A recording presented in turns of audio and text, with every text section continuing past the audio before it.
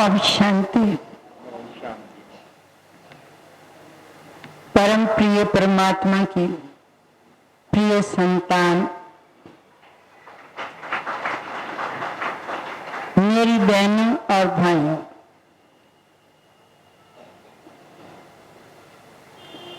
आज हम सब जो यहाँ एकत्रित हुए हैं,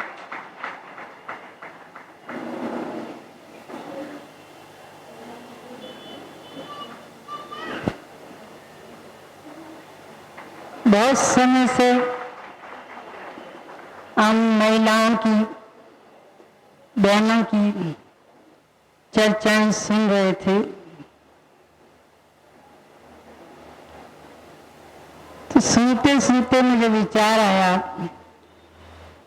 कि भारत की जो महिलाएं हैं, भारत की जो नारियां हैं, उनके गुणों की गाथाएं पूरा विश्व गाता है। नारी में भी कहते हैं भारत की माता की जय हो। भारत की माताएं वंदनीय हैं, पूजनीय हैं, गान योग्य हैं।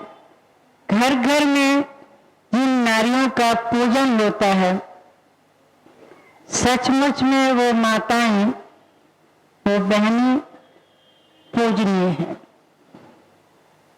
क्योंकि भारत को महान बनाने वाली, देवतुल्य बनाने वाली माताएं तो थी। भारत में जितनी भी नदियां हैं, उन सब नदियों के नाम माताओं पर, बहनों पर हैं। कृष्णा नदी, कावेरी है, गोमती है, रावी है, चुनाव है, झेलम है। एक ब्रह्मपुत्रा नदी भाई के नाम पर है। कितनी नदियां हैं जिनका नाम माताओं बहनों के नाम से जोड़ा गया है। क्या वो पानी की नदियां थी जिन पर भक्त लोग स्नान करने जाते हैं? वो नदियां पानी की नहीं थी, उनको पतित पानी नहीं कह सकते हैं। ये वो नदियां थी जो ज्ञान सागर, ज्ञान का सागर है, शांति का सागर है, पवित्रता का सागर है, सुख का सागर है। उससे ज्ञान लेकर के जन जन को पावन बनाने का कार्य किया। भक्ति मार्ग में फिर उनकी याद इन नदियों के नाम पड़ गए। तो वास्तव में माताएं जो है, जिनकी आप देखेंगे मां के लिए क्या कहते हैं कि हमारी इतनी जो महान पुरुष हुए हैं, देवतुल्य पुरुष हुए हैं, वीर पुरुष हुए हैं, वीर महिलाएं हुई हैं, उनको बनाने वाला कौन था? क्योंकि मां आधार होती है, उद्धार करने वाली होती है, मां सुसंस्कारों वाली है, तो उसके बच्चे सुसंस्कारी बनेंगे। क्योंकि मां बच्चे को लोरी देती है, ऐसी पालना करती है, पिता से भी ज्यादा संस्कार बनाने में माता का हाथ होता है।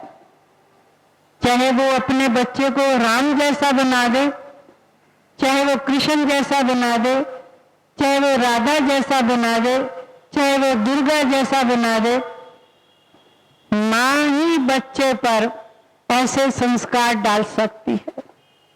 तभी मां की लोरी का गायन है, वो कितने प्यार से बच्चों को संबोधित करती है। आंखों का तारा है, मेरा नीरा रतन है। मां की भाषा कितनी प्यारी होती है, और मां ही सुसंस्कार बनाने में मां का बहुत बड़ा योगदान है। कहते हैं एक बार एक मां थी, उसने अपने बच्चे को सेना में भर्ती किया, और जब सेना में भर्ती किया उस समय युद्ध चल रहा था हिटलर का, बहुत खून खराबा हो रहा था, और बहुत सारे उस सैनिक को बहुत गहने मिले, काफी जेवर मिले, पैसा मिला। उसने सोचा अगर मैं अपनी मां को बॉक्स भर करके ये गहनों का भेजूंगा तो मेरी मां कितनी खुश होगी। उसने बॉक्स भर करके किसी के हाथ में मां के पास जब भेजा तो मां ने जब उस बॉक्स को खोला, देखा उसमें तो बहुत हीरे जवाहरात से भरा हुआ बॉक्स है। उसको खुशी होनी चाहिए थी ना कि उसके बेटे ने भेजा है, पर देखते ही उसको बहुत दुख हुआ। मेरे बेटे ने क्या काम किया, मैंने तो देश की सेवा के लिए भेजा था, और इस बेटे ने इतने गहने लूट करके मेरे लिए भेजा कि मेरी मां खुश हो जाएगी। उसने उस बॉक्स को स्वीकार नहीं किया है, उसने उसमें एक चिट्ठी लिख करके बॉक्स में रखी और वापस भेजा कि मेरे बेटे तुझे शर्म नहीं आती है, मैंने तुझे देश की सेवा के लिए भेजा था, न कि लूटपाट करने के लिए भेजा था। कितनी माताओं की, कितनी बहनों की इसमें आने होंगी, तुझे शर्म नहीं आती है। मैंने इसलिए पैदा किया था कि तू ऐसे काम करना, मैंने तुझे मातृभूमि की सेवा के लिए भेजा था, त्याग करके भेजा था, तूने क्या कर्म किया। जब वो बॉक्स वापस गया, उसने मां की उसमें जो चिट लिखी हुई थी, जब उसको पढ़ा तो वो उसको रोना आ गया कि मेरी मां कितनी उपदेशक है, मेरे लिए कितने कर्मों का ध्यान रखती है कि मैंने क्या कर्म किया। तो उसने उस समय संकल्प किया, क्योंकि मां की सूक्ष्म जो संकल्प थे इतने शुद्ध थे, इतने पवित्र थे, जो उस ऐसे बच्चे के हृदय को उसने बदली कर दिया। तो उसने उस दिन से संकल्प कर लिया, चाहे कुछ भी हो जाएगा, मैं ऐसा कर्म नहीं करूंगा जिससे दूसरों की आत्मा दुखी हो, मेरी आत्मा दुखी हो, और ये बॉक्स जिसके लिए मैंने भेजा था उसको संतुष्टि नहीं देगा, उसको भी दुख हुआ होगा। तो बाद में वो बहुत बड़ा ईमानदार वफादार व्यक्ति जब बना, तो एक बार जब उसको भरी सभा के अंदर जब इनाम मिल रहा था, तो किसी ने उसने कहा इस इनाम के योग्य मैं नहीं हूं, इसका पात्र मैं नहीं हूं, इसकी पात्र तो मेरी मां ही है, जिसने मुझे बुराइयों से बचाया, जिसने बुरे कर्म से बचाया, कर्म करने से मुझे बचाया। तो मैं तो मेरी मां का ऋणी हूं, मैं अपनी मां का ऋण नहीं, मेरी मां ने मुझे ऐसा बनाया जो आज मुझे इनाम मिल रहा है। उन्होंने पूछा भाई क्यों, उन्होंने कहा कि देखो मैंने ऐसे ऐसे बॉक्स भेजा था, बहुत गहने भर करके भेजे थे, और मेरी मां ने गहने स्वीकार नहीं किए, बल्कि उसमें मुझे शिक्षा दी कि देख मेरे बेटे, तूने तो मेरी भी नाक कटवा दी, अपने देश की नाक कटवा दी, ये कौन सा अच्छा कर्म है। तो वास्तव में मां जननी होती है, मां मूर्तिकार होती है, मां बच्चे को जैसे संस्कार देना चाहे वैसे संस्कार दे सकती है। मैं पूछती हूं, क्या कोई मां अपने बच्चे का नाम रावण रखती है, जबकि वो बहुत बड़ा विद्वान था, बहुत बुद्धिमान था, क्यों नहीं रखती फिर उसका नाम। क्योंकि रावण के अंदर आसुरी संस्कार थे, राम के अंदर दिव्य संस्कार थे। न कोई मां कंस रखती है, न कोई मां मंथरा रखती है अपनी बेटी का नाम, किसको अच्छा लगता है। तो कितने अच्छे आज मां नाम तो रखती है, राम कृष्ण, हनुमान, महावीर, क्या वो अपने बच्चों के अंदर वो संस्कार भी डालती है? आज की माताओं ने उन्नति बहुत की है, आज की बहनों ने प्रोग्रेस बहुत की है, इतने ऊंचे ऊंचे पदों पर है। देखिए कोई डॉक्टर है, बहुत अच्छी बात है, इन पदों पर है, कोई इंजीनियर है, कोई राष्ट्रपति है, कोई प्राइम मिनिस्टर है, आज किस पद पर नहीं है, कोई पायलट है, परंतु इतने धन कमाते हुए, इतनी एजुकेशन होती है, पतन क्यों हो रहा है? मैं ये पूछती हूँ, गिरावट क्यों हो रही है? हमें जो दिन प्रतिदिन हमारी आत्मिक उन्नति होनी चाहिए, आध्यात्मिक उन्नति होनी चाहिए, चरित्र की उन्नति होनी चाहिए, वो गिर रही है या बढ़ रही है? मैं पूछती हूँ। दिन प्रतिदिन हम नीचे आ रहे हैं या ऊपर जा रहे हैं? उसका कारण यह है कि हमारी कमी है ना, कहीं तो हमारी कमी है। अगर नींव मजबूत है तो बिल्डिंग तभी टिकेगी, अगर नींव मजबूत नहीं है, आपने बड़ा अच्छा महल बना दिया है रेत पर और नींव नहीं है तो टिकेगा? कोई तूफान आएगा, आंधी आएगी, बारिश आएगी तो गिर जाएगा। अगर हम अपने बच्चों के संस्कार नींव अच्छे नहीं बनाते हैं, उनके अंदर अच्छे संस्कार बाल्यकाल में नहीं भरते हैं, वो क्यों नहीं बुद्ध जैसे बनते, वो क्यों नहीं गुरु नानक देव जैसे बनते, वो क्यों नहीं राम जैसे बनते? आजकल की माताओं की कोई राम, हनुमान, महावीर तो हो ही नहीं रहा। सारे कहते हैं बच्चे शैतान हो रहे हैं, बच्चे शैतान हो रहे हैं। उनको संस्कार देना माताओं का, बहनों का बहुत बड़ा हाथ है। आज बड़े बड़े बच्चों को बस यही शिक्षा है कि मैं बच्चे को ये बना रही हूं, मैं ये बना रही हूं, पर संस्कार क्या दे रही है? महात्मा गांधी को इतना बड़ा बनाया, किसने उसको ऐसा बनाया? देखिए जब वो विदेश में गया तो महात्मा गांधी की मां ने क्या कहा था?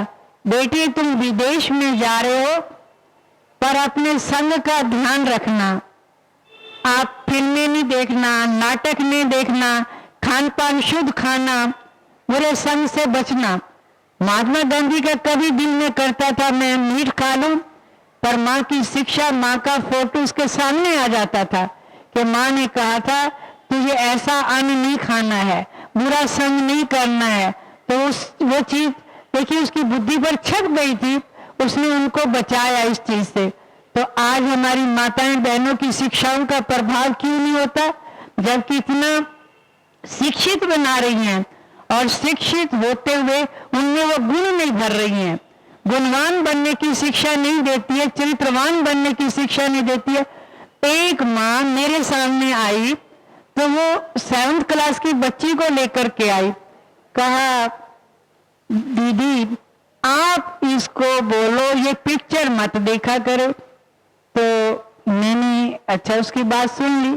फिर मैंने बच्ची से पूछा, बच्ची आप सारा दिन पिक्चर उन दिनों VCR लगा के घरों में लोग देखते थे? कहती जब मम्मी सारा दिन देखती है तो मैं तो देखूंगी। तो मैंने उसकी मम्मी को कहा कि जब आप इस बच्चे की कंप्लेंट कर रही हो कि ये सारा दिन फिल्म देखती है, तो वो कहती है मम्मी भी तो सारा दिन देखती है। तो उसकी माँ ने कहा ये तो पढ़ने वाली है, मैंने तो पढ़ाई पढ़ ली है, तो मैं तो देखूंगी, मैं तो नहीं रुकूंगी फिल्म देखने से। मैंने कहा फिर आप अपनी बच्ची को क्या सिखाना चाहती हो? एक माँ अपने बच्ची के भविष्य के लिए त्याग नहीं कर सकती है तो बच्ची का भविष्य क्या बनाएगी? और वो बच्ची जब बड़ी होगी तो माँ के क्या गुण गाएगी? वो तो अबोध है, 12 साल की बच्ची है, 11 साल की बच्ची, आप कितनी बड़ी हैं? आज की माताएं, पहले की माताएं अनपढ़ थी पर उनके जीवन में त्याग था, उनके जीवन में अनुशासन था, उनके जीवन में मर्यादाएं थी। आज इन चीजों का अभाव देखने में आता है। बच्चों पर जो शिक्षा का असर नहीं होता है, वो कहते हैं बच्चे टीवी देखती हैं। मैं पूछती हूँ हमने टीवी छोड़ दिया? हम भी तो सारा दिन टीवी देखते हैं और जो चित्र हम देखते हैं उन चित्रों का प्रभाव हमारे ऊपर पड़ता है। जब हम गंदे चित्र देखेंगे तो हमारे अंदर क्या आएगी? वासना आएंगी। हम देखते हैं आज फैशन ऐसा चल रहा है, फैशन ऐसा चल रहा है, पहले की माताओं का जीवन सिंपल था, सादा जीवन था, उच्च विचार थे। आज जो हमारी माताएं बहनें, उनके जीवन में सिंप्लिसिटी खत्म हो चुकी है। सादा जीवन नहीं है, उच्च विचार नहीं है। आज क्या देखा जाता है समाज के अंदर, उसका कारण क्या है? उसका कारण ये है, आज धन सब कुछ है, ना बाप बड़ा ना भैया, सबसे बड़ा रुपया। आज के युग में हमारे जो संबंध है वो क्यों विच्छेद हो रहे हैं, क्यों टूटते जा रही हैं? आज जो प्रतिष्ठा मिलती है, जो पद मिलता है, व्यक्ति या धन मिलता है, उसी को मान मिलता है। जो व्यक्ति कमजोर है, समाज या परिवार आज उसको नकारता है। वास्तव में ये चीज नहीं होनी चाहिए। इंसान का प्यार पैसों से नहीं है, इंसान का प्यार चीजों से नहीं है, इंसान का प्यार वस्तुओं से नहीं है। इंसान का इंसान से आत्मीयता का प्यार होना चाहिए। क्या मेरा पैसों से ही रिश्ता है इसके साथ? आज जो दिलों की दूरियां हो रही हैं, क्यों हो रही हैं? पारिवारिक के अंदर हम पहले देखते थे संबंध कितने मीठे थे। अगर कोई व्यक्ति गरीब होता था, कोई भाई गरीब होता था, तो अमीर भाई उसकी मदद करता था, उसके पर्दे रखता था, उसके मुसीबत में साथ देता था, तो हमारा परिवार कितना अच्छा चलता था। आज क्या चीज है?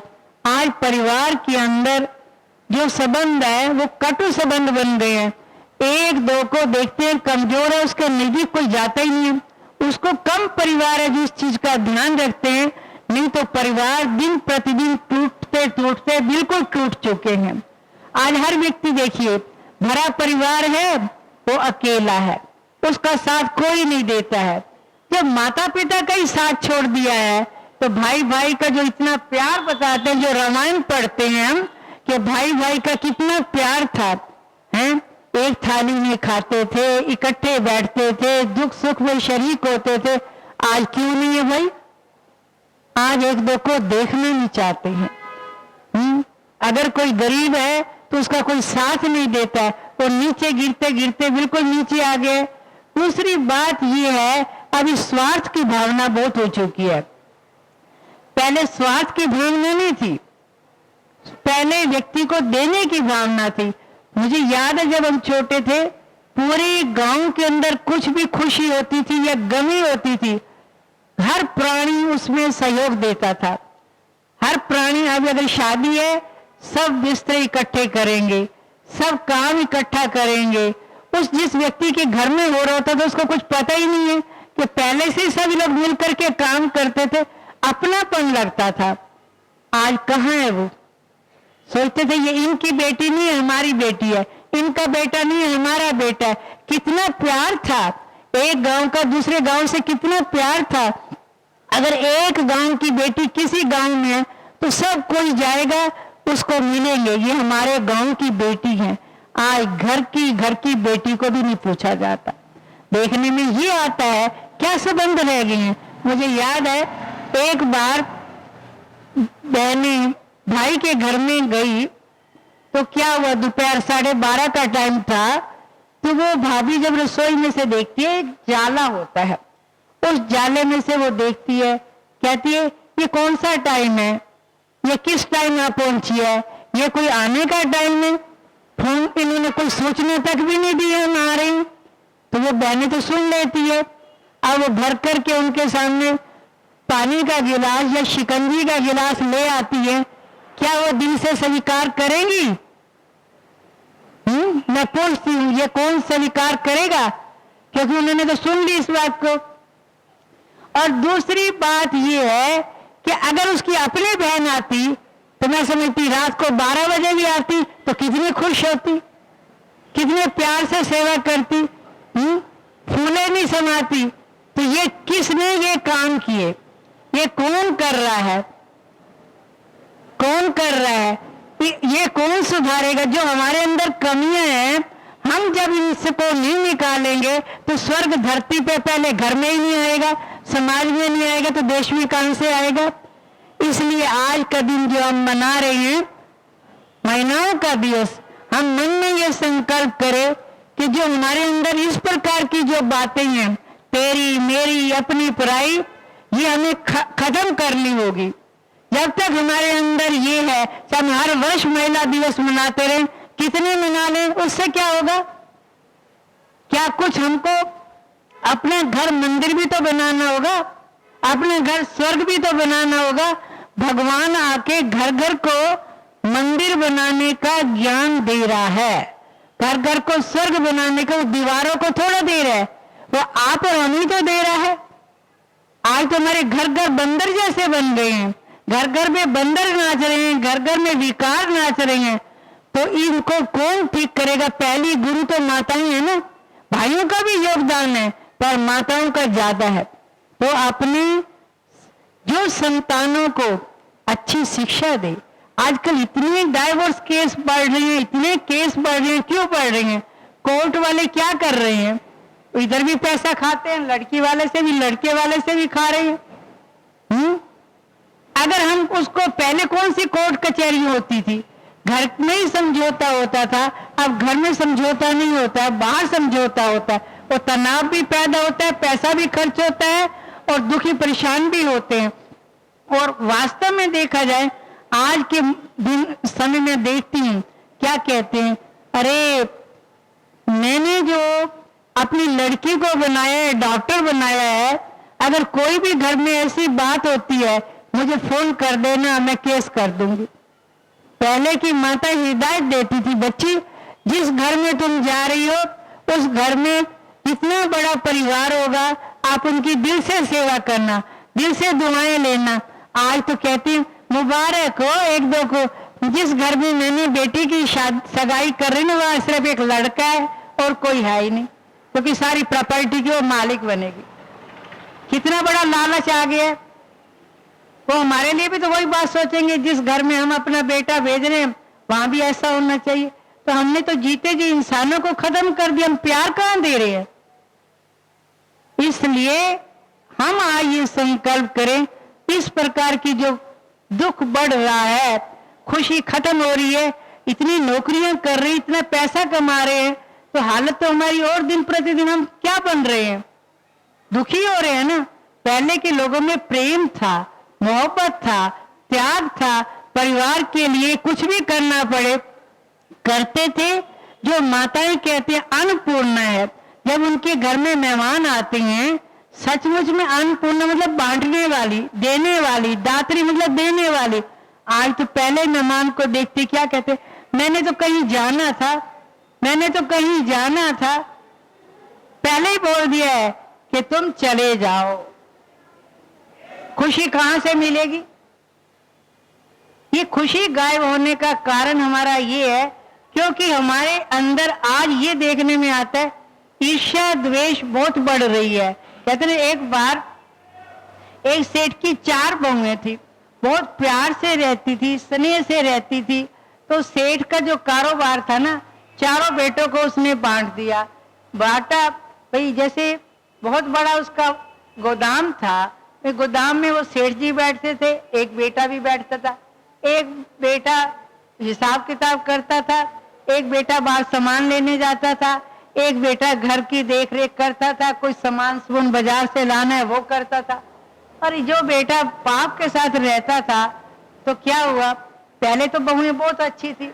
एक पड़ोसन आई, उसने उसकी बहू के कान भर दिए। क्या भर दिया? कहा अरे तेरा पति तो सारे दिन मिट्टी से भर जाता है, सारे दिन बोझ ढोता रहता है, सारे दिन काम करता है, और देखो जो बही खाते लिखते हैं वो सारा क्या क्या कर रहा है पता है तेरे को? तेरे को पता है वो क्या कर रहा है? सारा लूटता जा रहा है, सारा भरता जा रहा है। ऐसे जो बाहर जाता है ना, वो भी बहुत मौज मस्ती करता है। अब रोज रोज उसको ये बातें जब सिखाने लग गई पड़ोसन, उसके ऐसे कान भर दिए तो उसने तो बुरी रो रो करके, उस बहू ने तो बुरा हाल कर दिया, क्योंकि रोज जो बुरी बातें कानों में सुनती थी उसका इतना असर हुआ। परिवार के टुकड़े टुकड़े जो इकट्ठे रहते थे, प्यार से रहते थे, मिलजुल करके काम करते थे, टुकड़े टुकड़े हो गए। तो आजकल क्या चल रही है? कितनी मथुराएं हैं। जो रामायण पढ़ते हैं, एक मथुरा ने ककई को नहीं भड़काया, और आज घर घर में मंथराएं हैं जो परिवारों को तोड़ती हैं, उकसाती हैं, भड़काती हैं। ये बातें हम खत्म करेंगे तब हम सुख की दुनिया, शांति की दुनिया, प्रेम की दुनिया ला सकते हैं। क्या आप सबको मंजूर है या सिर्फ रामायण पढ़ देते हैं? रामायण में पढ़ते हैं राम गुणकारी था, मर्यादा पुरुषोत्तम था। आज हमारी मर्यादाएं कहाँ हैं? क्या वो राम एक था? कितने राम बन जाते हैं भगवान के ज्ञान से, कितने हनुमान बन जाते हैं, कितने महावीर बन जाते हैं। तो वास्तव में परमात्मा तब आता है जब घर घर नरक बन जाता है। आज हम मैं पूछती हूँ, घर घर स्वर्ग है? बहुत चकाचौंध है, घर में सुख के समान है, किसी चीज की कमी नहीं है, मोटरें गाड़ियां। अंदर व्यक्ति क्या कर रहा है? रो रहा है, दिखावा है। यही है। तो 1 महीने की बात है, एक परिवार की बात है। एक परिवार के अंदर क्या हुआ, मेहमान आए, और जब मेहमान आए तो बहू रानी ने मां जी के पास एक गिलास भर के दूध का लाई, ड्राई फ्रूट लाई और बहुत सारे फल लाई। कहा, मां जी आप खाते क्यों नहीं हो? घर में इतना पड़ा रहता है, क्यों नहीं खाते हो? क्यों नहीं खाते हो? अरे मेहमान सोच रहे थे ये तो बड़ी खातरी करती है, ये तो बहुत सेवा करती है, बहुत देखभाल करती है बुढ़िया का। तो जब जैसे मेहमान गए और उसने ये ठोटी पर मारा थप्पड़ और दूध का गिलास भी छीन लिया और मेवे फल फ्रूट भी ले गई, तुझे मैं खिलाती हूँ। ये सब क्या हो रहा है? ये मैं पूछती हूँ, क्या वो दुआ दी होगी? उसने दुआ देगी? बाहर वालों के साथ आज हमारे संबंध बड़े मीठे हैं, दूर दराज वालों से हम खूब दोस्ती रखते हैं। जो घर के अंदर हम बैठे हुए हैं उनसे हम इतने दूर हैं। तो ये चीजें जब नहीं निकालेंगे तभी तो खुशी आएगी। हमारे जीवन में ये उदासी के कारण, निराशा के कारण, खुशी गायब होने के कारण ये बातें हैं। जब ये बातें हम निकालेंगे, जीवन में अंदर ये कूड़ा किचड़ा निकालेंगे तो तभी प्यार आएगा। पहले परिवार क्यों इकट्ठे थे? भेदभाव नहीं था। अगर बड़ी ताई घर में परोसती थी, दादी परोसेगी, बड़ी ताई परोसेगी, बुआ परोसेगी, सबको एक दृष्टि से चीज मिलेगी, एक जैसी चीज मिलेगी। आज मेरे बच्चा है ना, उसको कुछ, दूसरे का कुछ। जब ये भेदभाव आया परिवार में तब अलग हुए। तो जब ये चीजें हम निकल जाएंगी, अरे भगवान ने हमें बांटने के लिए दिया है, हम एक हाथ में एक जैसा बांटे। अगर मैं अपने बेटे को बहुत बढ़िया चीज खिलाऊंगी, पहली बात है उसको लगेगी नहीं।